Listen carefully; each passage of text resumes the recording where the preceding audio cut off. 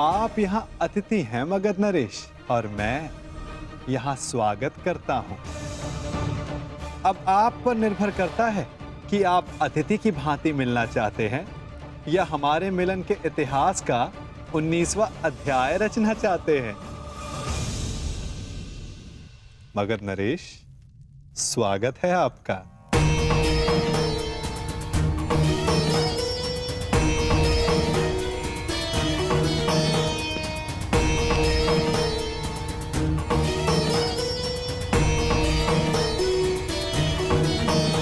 देख रहे हो मेरे होने वाले सम्राट, ये नटखट कैसे चटपट चटपट बोले जा रहा है? परंतु तुम घबराना नहीं, इस मायावी की माया को हरने के लिए ही मैं तुम्हारे साथ आया हूं। हाँ, अब तुम देखते रहो कैसे इस माखनचोर से तुम्हारा मामा उसकी वाणी चुराता है। वासुदेव,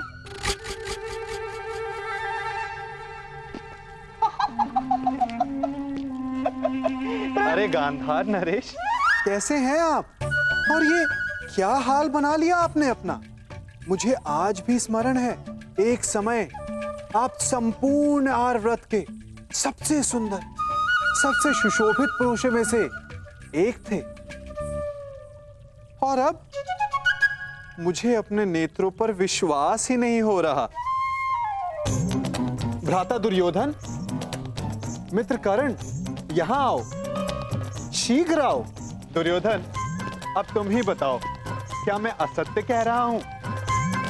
एक समय था जब मामा श्री कितने आकर्षक दिखा करते थे। कमल समान नयन, हृष्ट पुष्ट शरीर, शीतल वाणी, मधुर मुस्कान। परंतु अब सब बदला सा लग रहा है। कभी कभी लगाई गई किसी अग्नि का ताप मनुष्य के मुख को झुलसा देता है।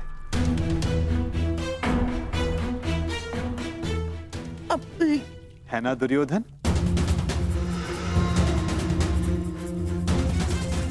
क्या मामा श्री को हस्तिनापुर में उचित आहार नहीं मिलता? ये क्या कह रहे हैं वासुदेव? मामा श्री को हस्तिनापुर में सर्वश्रेष्ठ आहार मिलता है। मैं उस आहार की बात नहीं कर रहा हूं जो मुंह से खाया जाता है। मैं तो उस आहार की बात कर रहा हूं जो विचारों को मिलता है, मन को मिलता है, क्योंकि अंततः दिखाई तो वही देता है। अरे, मैं भी क्या बातें लेकर बैठ गया। आइए, आप सबका स्वयंवर में स्वागत है। तुम्हारा भी मित्र कर्ण। वासु, प्रणिपात गांधार नरेश, आइए।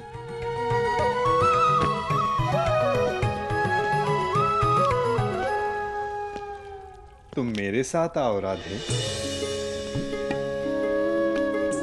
बहुत समय हो गया, सोचा तुमसे पूछ लूं कि सब कुशल मंगल है या नहीं। कितना महान चिंतक शकुनी, परंतु उतना ही लक्ष्यहीन, जैसे एक महान ब्रह्मास्त्र अपना मार्ग भूल गया हो कर्ण। जब तक अग्नि वश में होती मनुष्य को भोजन देती, यदि अग्नि वश से बाहर हो जाए तो मनुष्य का भोज कर लेती है ना कर्ण?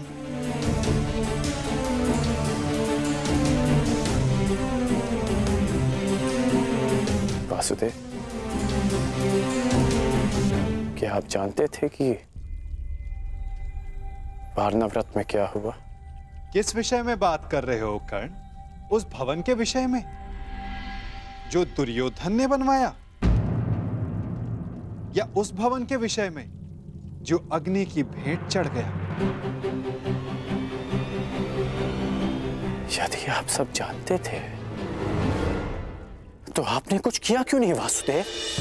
नियति के समक्ष क्या वासुदेव और क्या कर्ण राधे। हम तो केवल प्रयास कर सकते हैं। सफल होना ना होना प्रारब्ध के हाथ में होता है। तुमने भी प्रयास किया ना? हाँ, प्रयास किया, परंतु ये शब्द बड़ा संहारक है मित्र। कहीं ऐसा तो नहीं कि तुम फिर से कोई वचन दे बैठे कर्ण? मैं वचन देता, मैं शोन की सौगंध खाता हूं कि मैं अपने मित्र को अकेला नहीं छोड़ूंगा।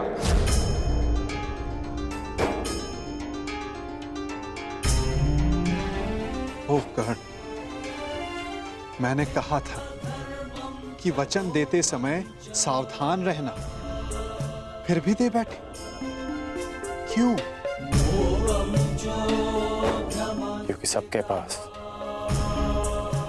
वासुदेव जैसा मार्गदर्शक नहीं होता, और कुछ लोगों के पास तो शकुनी जैसे पथभ्रष्टक होते हैं। इसलिए मैंने अपने मित्र का साथ दिया और उसे वचन भी। यदि धनुष मध्य में से कच्चा हो तो धनुधर को घायल कर सकता है। योद्धा का खड़ग शत्रु के आक्रमण को रोक सकता है, परंतु समय के बवंडर को नहीं। कहीं ऐसा ना हो कि तुम एक असफल योद्धा सिद्ध हो जाओ कर्ण। योद्धा का धर्म युद्ध है, फिर वो उस युद्ध में सफल हो या असफल। और आप भूल रहे हैं वासुदेव कि मैंने पंख के स्थान पर पाषाण खंड होना चुना है। और मैंने क्या कहा था कि हमारा चयन ही हमारा भविष्य निर्धारित करता है कर्ण।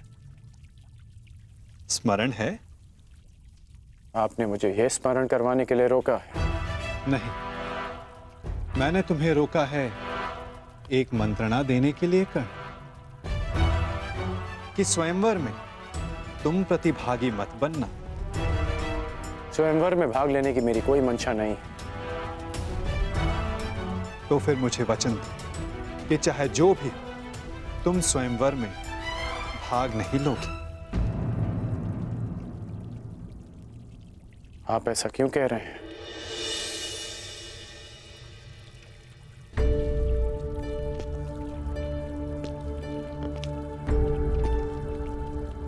क्या आप नहीं चाहते कि मैं स्वयंवर में भाग लूं?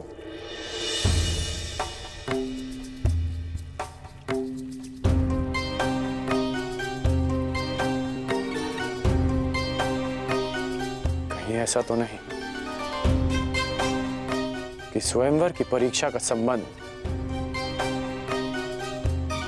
धनुर्विद्या से है? आपके मौन में आपकी सहमति दिख रही है वासुदेव।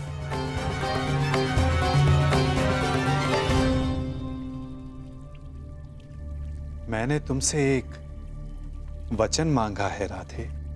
आप ही ने मुझे सिखाया है कि बिना सोचे समझे किसी को वचन नहीं देना चाहिए। मैं स्वयंवर में भाग नहीं लूंगा, परंतु तब तक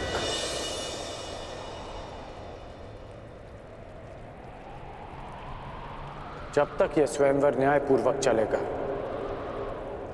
और मेरे मित्र दुर्योधन के साथ कोई अन्याय नहीं होगा। परंतु अन्याय हुआ तो ना मैं अपने धनुष को रोक पाऊंगा और ना ही मेरे बाण मौन रहेंगे।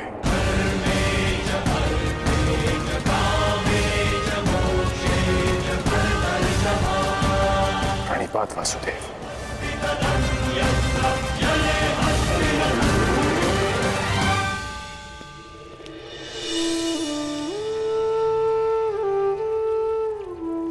कदाचित तुमने ये विचार दुर्योधन को वचन देने से पूर्व किया होता तो भविष्य कुछ और होता मित्र।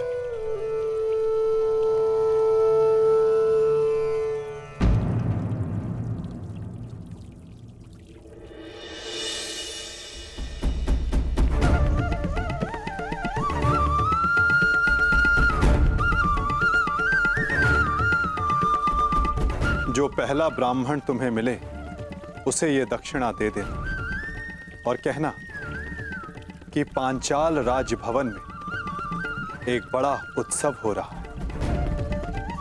जाओ।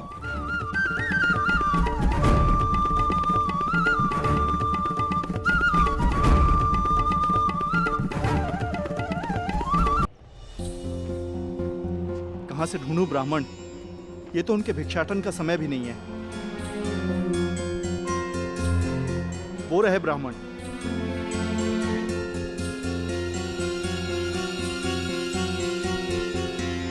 प्रणिपात ब्राह्मण देव। यह आपके लिए ब्राह्मण देव। एक संदेश भी है। राजमहल में एक बड़ा समारोह है और एक बड़ा भोज। अब पधारिएगा अवश्य। प्रणिपात।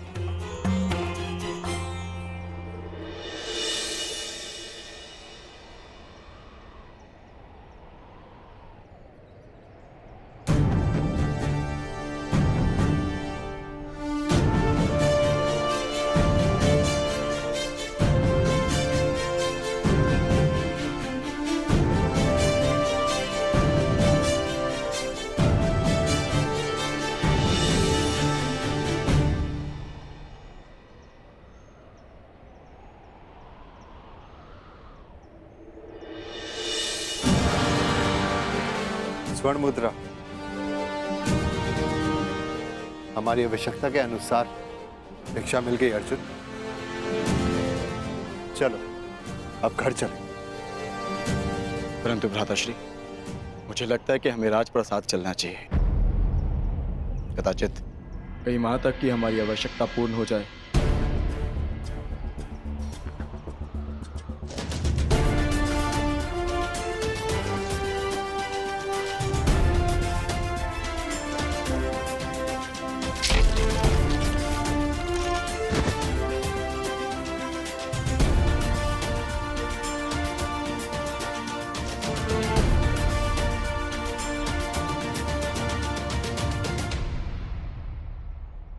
हाँ भ्राताश्री, कदाचित हमें वहां एक के स्थान पर 5 मुद्राएं मिल जाए। जब माताश्री कहेंगी कि आपस में बांट लो तो सुविधा हो जाएगी। अधिक लालच अच्छा नहीं है अनुज। भूखा रहना भी अच्छा नहीं है भ्राताश्री। आपने सुना ना, वहां भोज भी है। क्या आप अपने अनुज की क्षुधापूर्ति होते हुए नहीं देखना चाहोगे? यदि ऐसा है तो चलो। तुम्हें भरपेट भोजन करते हुए देखना भी बहुत बड़ा सुख है मेरे लिए। हम राजप्रसाद चलेंगे।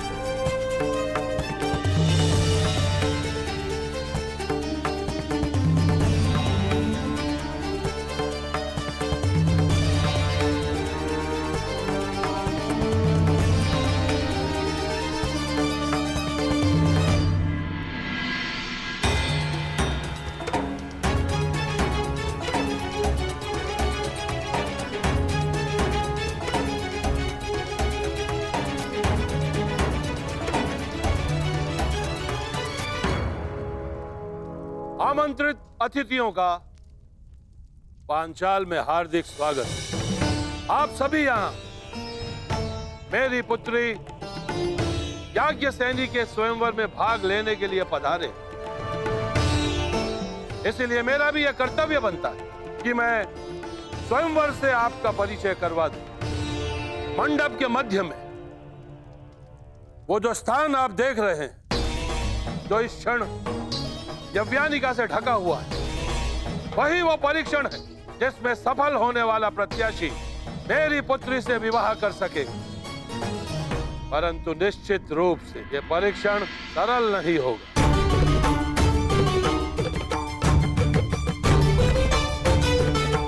अब अधिक विलंब ना करते हो, मैं उसे बुलाता हूं जो इस स्वयंवर की स्वयंवरा है, जो पंचतत्व अग्नि से जन्मी है, याज्ञसेनी पांचाल की राजकुमारी द्रौपदी।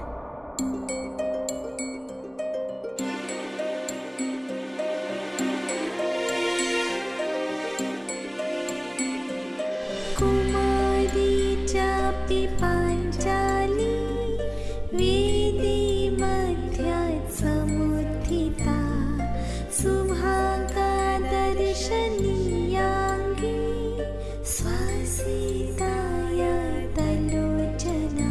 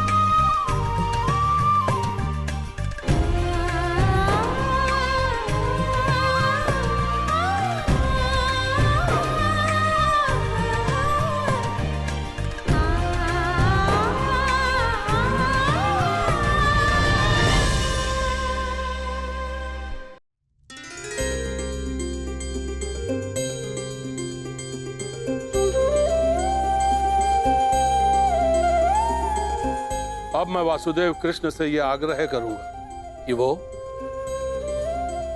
स्वयंवर में होने वाले अद्वितीय परीक्षण का परिचय प्रत्याशियों से करवाएं। आगंतुकों को वासुदेव कृष्ण का प्रणाम। आज होने वाला परीक्षण प्रत्येक योद्धा को स्वयं उसके बल, बुद्धि और कौशल से परिचय करवाएगा। इस परीक्षा में खरा उतरने के लिए प्रतिभागी में विलक्षण गुणों का होना आवश्यक है। उसमें वो बल होना चाहिए जिसे मापा ना जा सके, वो दृष्टि होनी चाहिए जो अदृष्ट के परे देख सके, वो एकाग्रता होनी चाहिए जो किसी में ना हो, और लक्ष्य को बिना देखे भेद सकने का सामर्थ्य भी।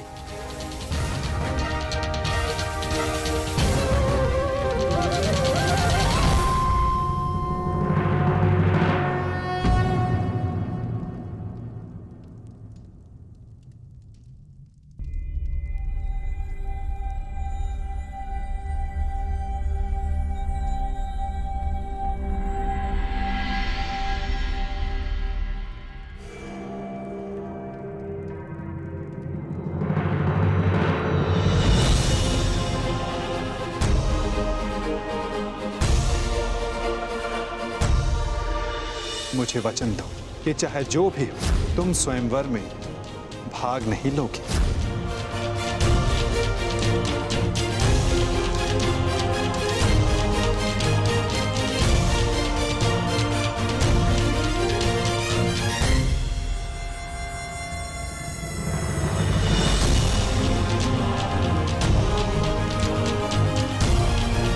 केवल इस धनुष की सुंदरता को देखकर आकर्षित मत होइए मित्रों, चूंकि धनुष है तो लक्ष्य अवश्य होगा। सोचिए, कहां होगा आपका लक्ष्य?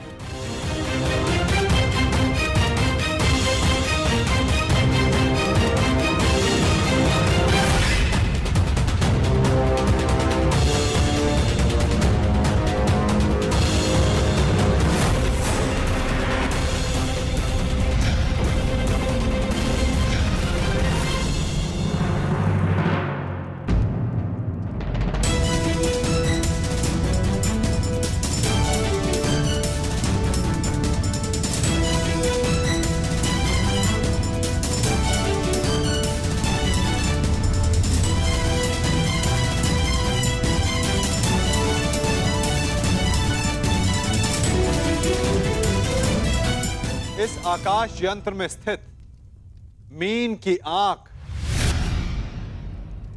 आप सबका लक्ष्य है मित्रों।